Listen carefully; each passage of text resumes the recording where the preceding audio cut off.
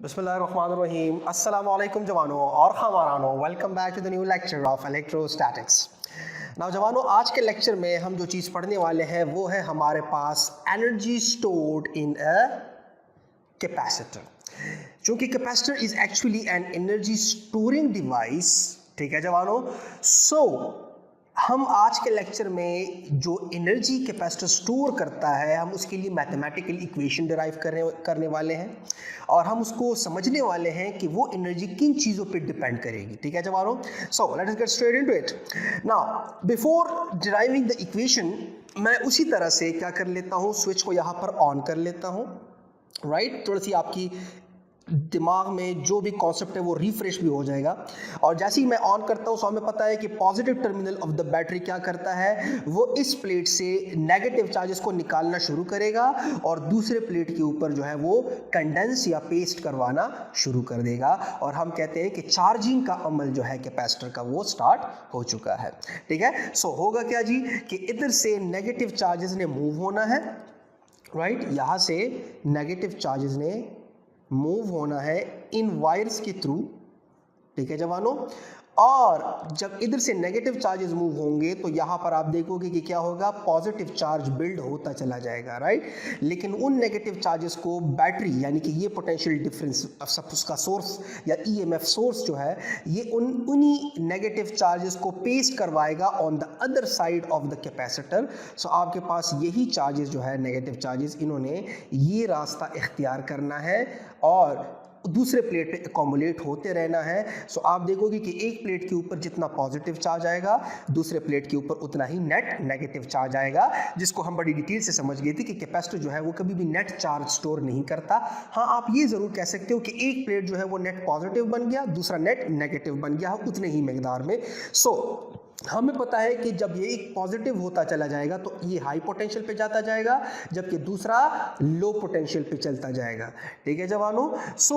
जब आप दो अपोजिटली चार्ज पैरेलल प्लेट्स एक दूसरे के साथ इस तरह से रखते हो जिस तरह से कैपेसिटर में होते हैं, दरम्यान में एक इलेक्ट्रिक फील्ड ने जन्म लेना है और इलेक्ट्रिक फील्ड की डायरेक्शन हम कन्वेंशनली लेते हैं फ्रॉम पॉजिटिव टू नेगेटिव, ठीक है जवानों।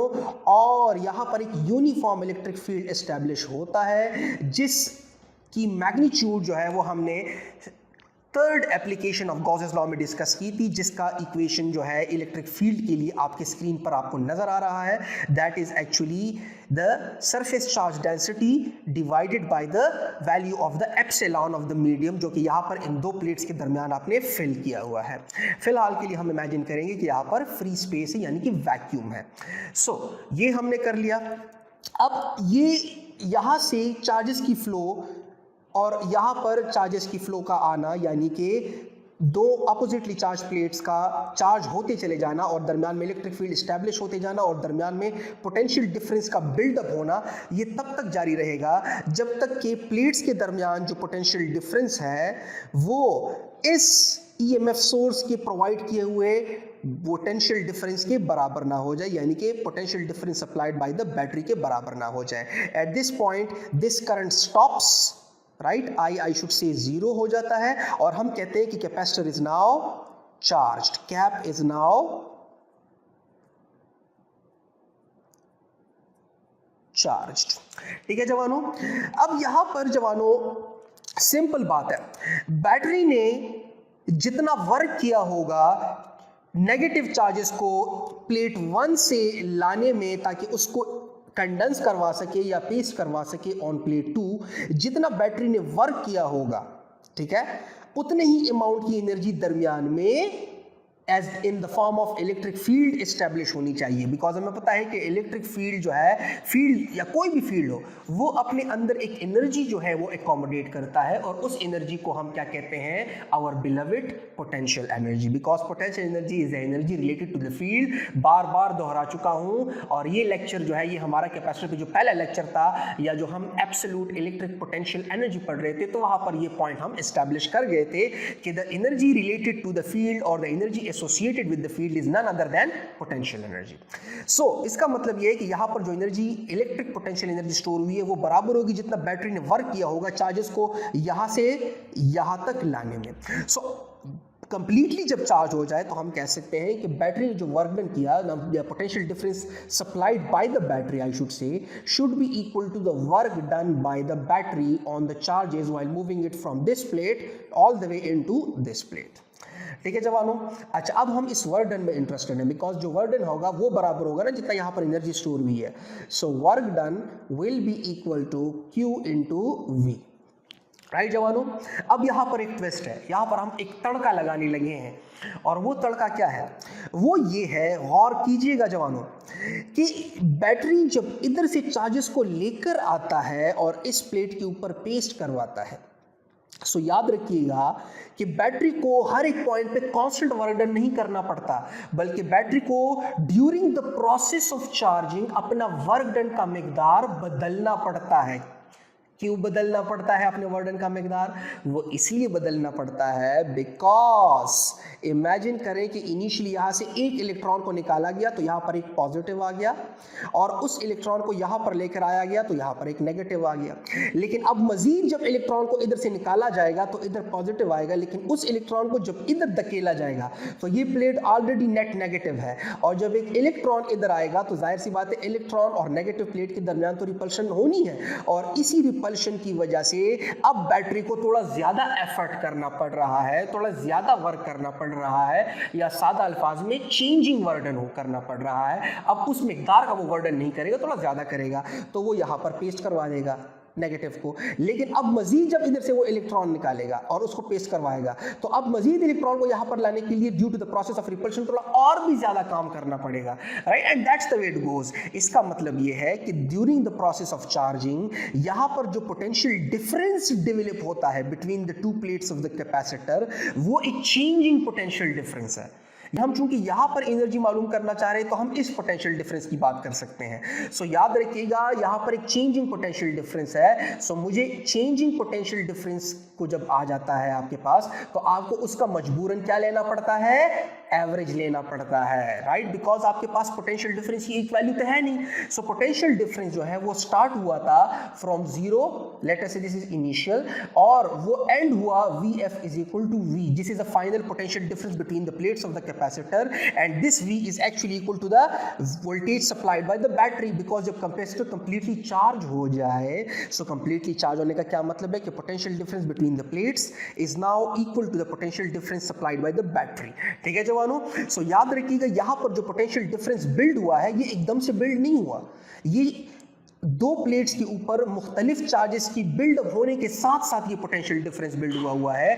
क्योंकि आपको पता है बेसिक इक्वेशन कैपेसिटर के लिए वो क्या है? CQ is equal to CV. So Q is actually directly proportional to V. So the charge on either plates of the capacitor with the passage of time during the process of charging जिस तरह से buildup होता चला जाता है, उसी तरह से यहाँ पर पोटेंशियल डिफरेंस भी जीरो वैल्यू से एक मैक्सिमम वैल्यू तक बिल्डअप होता चला जाता है। सो हमारे पास एक चेंजिंग पोटेंशियल डिफरेंस है between the plates of the capacitor. So V is equal to zero से long all the way into V हमें एवरेज लेना होगा, राइट। सो यहां पर हम जब एवरेज पोटेंशियल डिफरेंस अप्लाई करेंगे, सो एवरेज सिंपल लिया जाता है। कैसे?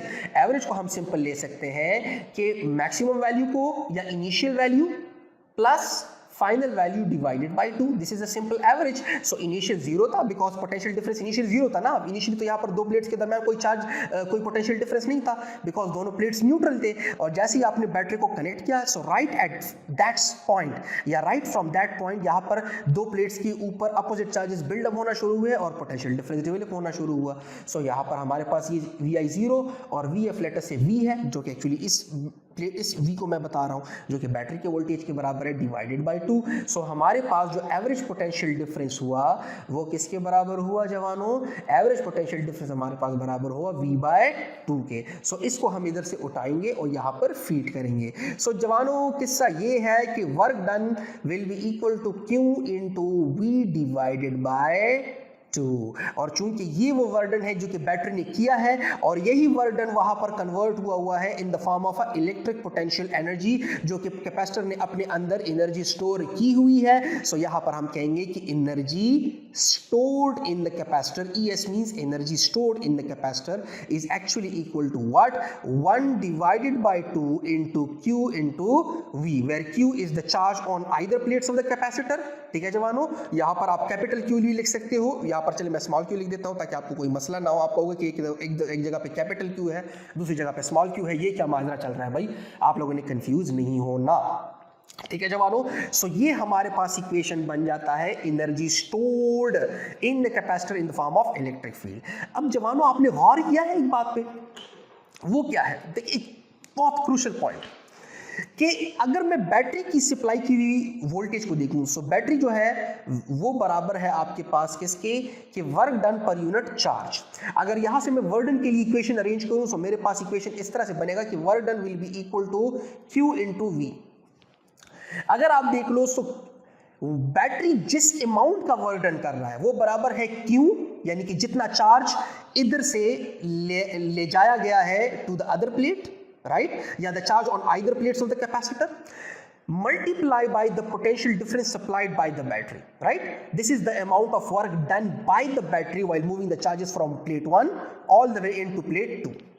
लेकिन यहां पर कैपेसिटर के अंदर इलेक्ट्रिक फील्ड की शक्ल में जो एनर्जी स्टोर हुई है वो एक्चुअली Q, राइट, और V के प्रोडक्ट के बराबर नहीं है, बल्कि Q और V के प्रोडक्ट को जब आप 2 पे डिवाइड करते हो उसके बराबर है। इसका मतलब यह है कि बैटरी ने जितना वर्क डन किया उसका हाफ अमाउंट जो है वो यहां पर कैपेसिटर के 2 प्लेट्स के दरमियान इन the form of electric potential energy store हो गया, लेकिन वो अदर हाफ किधर गया, राइट, वो अदर हाफ जो है वो वहां पर वेस्ट हुआ, बिकॉज जब आप चार्जेस को या जब बैटरी चार्जेस को इन वायर्स के थ्रू लेकर आएगा तो जाहिर सी बात है चार्जेस ने वायर्स के थ्रू मूव होना है, और जब चार्जेस वायर्स के थ्रू मूव होते हैं तो चार्जेस की आपस में भी कोलिजन होती है, चार्जेस की आपस में कोलिजन की वजह से वहां पर हीट की शक्ल में एनर्जी लॉस होगी। सिमिलरली चार्जेस को इन बैटरी के थ्रू भी गुजरना होगा। याद रखिएगा बैटरी के अंदर भी जो है अपोजिशन का सामना करना पड़ता है चार्जेस को, जो कि आप सेकंड चैप्टर में बड़ी डिटेल से पढ़ोगे जब आप internal resistance of the battery को समझोगे, ठीक है। सो यहां से भी आपके पास जो है कुछ ना कुछ एनर्जी लॉस होगी। अगर आप देख लो, सो बैटरी को बहुत देर के लिए आप यूज करो तो बैटरी कुछ देर बाद गर्म हो जाती है। इसका मतलब यह है कि कुछ एनर्जी चार्जेस को मूव करवाने के लिए इन वायर्स के अंदर लूज हुई इन द फॉर्म ऑफ हीट, और कुछ एनर्जी बैटरी के अंदर लूज हुई। सो वो जो हाफ अमाउंट ऑफ एनर्जी है ना, या हाफ अमाउंट ऑफ वर्क जो बैटरी ने किया है वो यहां पर in the form of heat lose हो गया, और हाफ अमाउंट ऑफ एनर्जी जो है वो वहां पर 2 प्लेट्स के दरमियान इन the form of electric potential energy जो है वो स्टोर हो गई। Late me write it over here, electric potential energy. ठीक है जवानों, सो ये पॉइंट मुझे आपके सामने रखवाना था कि half of the energy, right, half of the energy, या आई शुड से कि the energy stored, ठीक है जी, the energy stored in capacitor will always be half of the work done by the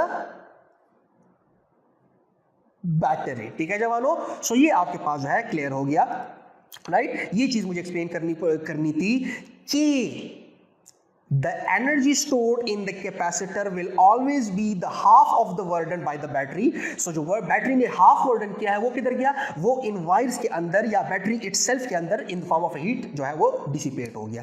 अब इसी इक्वेशन को हम थोड़ा डिफरेंट फॉर्म्स में भी लिख सकते हैं। सो इसको मैं थोड़ा डिफरेंट फॉर्म में या डिफरेंट टर्म्स में एक्सप्रेस कर लेता हूं ताकि और भी आसान हो जाए। So let me wipe this of, ये मैंने मिटा दिया है जवानों। सो ये भी मिटा देता हूं, ये यहां पर मिट गया। ठीक है जवानों, राइट अच्छा जी, सो ये मेरे पास आ गया। इसको मैं यहाँ पर नोट कर लेता हूँ ताकि हमारे पास एक फॉर्म आ जाए। सो एक फॉर्म आपके पास एनर्जी स्टोर्ड का है, energy stored is equal to half of the charge on either plates multiplied by the potential difference between the plates या potential difference applied by the battery. So एक ये हो गया, राइट। अब अगर मैं यहाँ पर इक्वेशन यूज करूँ Q is equal to CV का, राइट, और इसको यहां पर पुट करूं, सो एनर्जी स्टोर्ड का इक्वेशन मेरे पास कुछ ऐसे भी बन सकता है 1/2 Q की जगह आप CV लिख दो और एक V अपनी जगह पर। सो V इंटू V क्या बन जाएगा, so energy stored will be equal to 1/2 C into V का स्क्वायर। सो ये आपके पास एक दूसरी शक्ल हो गई इस इक्वेशन की, ये आपके पास एक शक्ल हुआ था,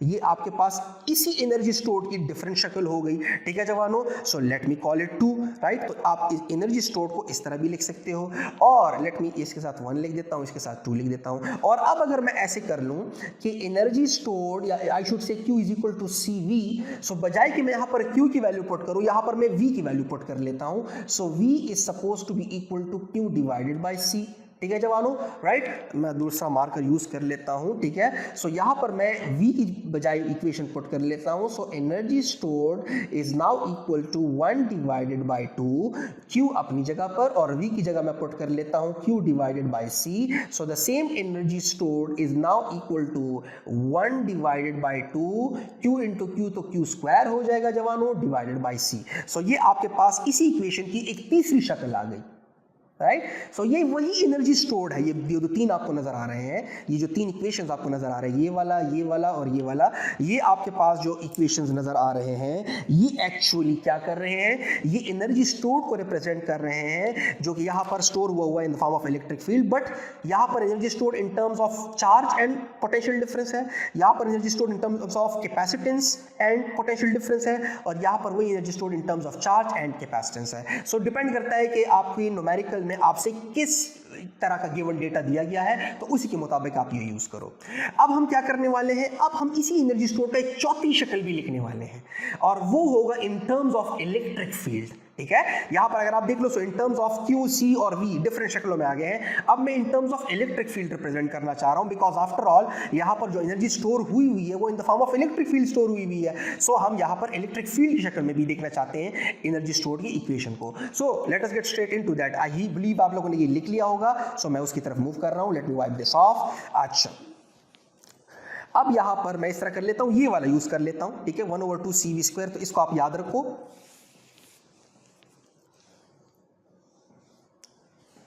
नौजवानों, अगर आप यहां पर देख लो, एनर्जी स्टोर्ड जो सेकंड शक्ल थी वो बराबर थी 1/2 CV स्क्वायर, ठीक है जवानों। अब यहां पर हमें पता है कि पैरेलल प्लेट कैपेसिटर है, और पैरेलल प्लेट कैपेसिटर की कैपेसिटेंस की जो इक्वेशन है वो बराबर है epsilon naught A divided by D के, where epsilon naught is actually the free space जो कि दरमियान में है दो प्लेट्स के दरमियान, A is the area of the plate and D is the separation between the plates of the capacitor, ठीक है जवानों। सो यहां पर C की वैल्यू हम पुट करेंगे, और ऑलरेडी हमें पता है कि दो प्लेट्स के दरमियान जो पोटेंशियल डिफरेंस है from the topping of potential gradient, that is actually equal to V is equal to ED। और let me write it over here ताकि आपको याद हो कि E is equal to delta V divided by delta R आ गया था, right. चूंकि दो प्लेट्स के दरमियान जो पोटेंशियल डिफरेंस है उसको मैंने V ऑफ द प्लेट्स का हुआ है, तो इसको मैं लिख देता हूं V between the plates, right जवानों। और जो प्लेट्स के दरमियान जो फासला है that is delta R will be equal to D। सो यहां पर मैं लिख सकता हूं कि potential difference between the plates is none other than equal to the electric field multiplied by D, V is equal to ED। so ये value यहाँ पर पुट करेंगे और C की वैल्यू यहाँ पर पुट करेंगे। so ये यहाँ पर पुट करो और C की वैल्यू को यहाँ पर पुट करो, देखते हैं क्या आता है। so energy stored in is equal to 1 divided by 2, C की value epsilon naught A divided by D, और V की वैल्यू है E इंटू D, और चूंकि V के ऊपर स्क्वायर है तो E के ऊपर भी स्क्वायर आ जाएगा और D के ऊपर भी स्क्वायर आ जाएगा, ठीक है जवानों, right. So energy stored is equal to 1 divided by 2, right, and that is D और D यहाँ से कैंसिल हुए और आपके पास आ गया epsilon naught A E square into D। इसको मैं थोड़ा सा रीअरेंज करके लिख लेता हूँ, E स्क्वायर को पहले लिख देता हूँ, E स्क्वायर को मैं पहले लिख देता हूं, और A और D को मैं बाद में लिख लेता हूं, ठीक है जवानों, right. Now what is A? A is actually the area of the plates of the capacitor, this area, right, right. And what is D? D is the separation between them. और जब आप क्या करते हो, एरिया को D के साथ multiply करते हो, सो आपके पास जो है इस पूरे कैपेसिटर का वॉल्यूम आ जाता है, ठीक है। सो आप ये वाला जो टर्म आपको नजर आ रहा है, दिस वन, इसको आप इस तरह भी लिख सकते हो कि energy stored is actually equal to 1 divided by 2 epsilon naught E square into the volume of the capacitor. VOL इसलिए लिख रहा हूं ताकि आप यहां पर जो V लिखी हुई है इसको पोटेंशियल डिफरेंस वाले V के साथ मिक्स ना कर जाओ। सो ये आपके पास एक तीसरी शक्ल आ गई है एनर्जी स्टोर्ड की, और आपकी बुक में एक स्मॉल सा इक्वेशन आया है दैट इज एनर्जी डेंसिटी, यानी कि यहां पर मीटर क्यूब कितनी एनर्जी स्टोर स्टोर हुई हुई है, चूंकि यहाँ पर स्पेस है ना, ये आपके पास एक 3D स्पेस है, देखें, this length multiply by this length and multiply by this length will give you actually the volume. ठीक है जवानों, सो दिस लेंथ अगर आप देख लो, ये वाला लेंथ और ये वाला लेंथ जब आप मल्टीप्लाई करोगे तो आपको एरिया मिल जाएगा, यानी कि ए, और ए को जब आप डी के साथ मल्टीप्लाई करोगे तो आपको वॉल्यूम मिल जाना है। सो एनर्जी डेंसिटी को हम म्यू से रिप्रेजेंट करते हैं, राइट, और mu is actually nothing but the same energy store divided by what, the volume of the capacitor, जो कैपेसिटर कितना वॉल्यूम वो कर रहा है। तो सिंपल जब आप डिवाइड करोगे तो आपकी स्क्रीन के ऊपर जो आपको इक्वेशन नजर आ रहा है, तो आपके पास एनर्जी स्टोर इसके बराबर हो जाएगी, बिकॉज वॉल्यूम और वॉल्यूम कैंसिल हो जाएगा, राइट। सो आपके पास ये कुछ इस तरह से आना है, 1/2 epsilon not E square into the volume divided by the volume itself। so आपके पास वॉल्यूम और वॉल्यूम कैंसिल हो जाएंगे, और जो इक्वेशन आपको नजर आ रहा है ये आपके पास जो है एनर्जी डेंसिटी का इक्वेशन आ गया। एनी हाउ, सो ये मुझे थोड़ा सा आपके सामने करना था। अब ये जो 4 फॉर्म्स आ गए हैं जो कि आपको आपके स्क्रीन के ऊपर नजर आ रहे हैं, ठीक है जवानों। सो अब हमने यहां पर एक चीज डिस्कस करनी है, और वो क्या होगा कि अगर हम दो प्लेट्स के दरमियान, दो प्लेट्स ऑफ द कैपेसिटर के दरमियान मीडियम को चेंज करें, अभी फिलहाल मैंने एप्सिलॉन नॉट लिखा हुआ है, इसका मतलब है फ्री स्पेस है, तो अगर मैं यहां पर डाइलेक्ट्रिक मीडियम को चेंज करूं, राइट, तो कैपेसिटेंस पे कैसा असर पड़ेगा, फिर इलेक्ट्रिक फील्ड पे कैसे असर पड़ेगा, potential difference between the plates of the capacitor पे कैसे असर पड़ेगा, और energy stored in the form of electric field पे कैसे असर पड़ेगा, and also charges on either plates of the capacitor पे कैसे असर पड़ेगा। सो एक टेबल की शक्ल में हम ये समझने वाले हैं, ताकि आपके ये एमसीक्यूज के पॉइंट्स आ जाए, बिकॉज अक्सर स्टूडेंट्स को इसी के ऊपर तंग दिया जाता है। So let us